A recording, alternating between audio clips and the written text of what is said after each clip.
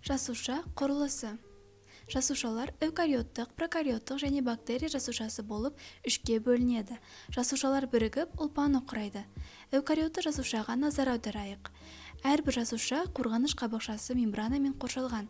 Жасушалық мембрана бұл күрделі механизм. Ол көбею, қалпына келтіру, қоректену, тыныс алу процестеріне тікелей қатысады. Цитоплазма барлық жасушалық құрылымдарды біріктіріп, олардың өзара әсерлесе отырып қызмет атқаруына септігін тигізеді. Цитоплазмада ядро мен жасушаның басқа да көптеген органоидтары жайғасады. Ядро дегеніміз тұқым қуалау ақпаратын сақтайтын жасушаның ең негізгі компоненті. Ал эндоплазмалық тор каналдар мен қуыстардың күрделі жүйесі. Оның екі типі бар: түйіршікті және тегіс эндоплазмалық тор. Тегіс эндоплазмалық тор мембранасында зат алмасуға қатысатын ферменттерді бөлетін аймақтар бар. Ал түйіршікті эндоплазмалық тор мембранасында рибосомалар орналасқан.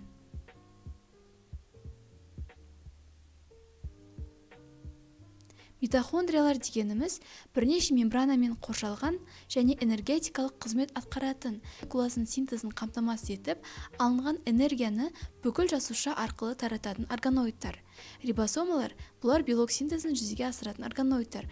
Олар цитоплазманың бос аймақтарында да басқа органоидтармен бірге де орналаса алады, мысалы эндоплазмалық торда. Арнайы мембранамен қоршалып, жасушаның ас қорыту қызметін атқаратын органоидтар лизосомалар деп аталады. Енді өсімдік жасушасына назар аударайық. Жасушалық қабықшасы өте қатты және тығыз болып, цитоплазмалық мембрананың үстінде орналасады. Бұл элемент бактерия, саңырқұлақтар және өсімдіктер жасушаларына тән. Қорғаныштық қызметтен басқа, бұл қатты қабық басқа да маңызды қызметтер атқарады.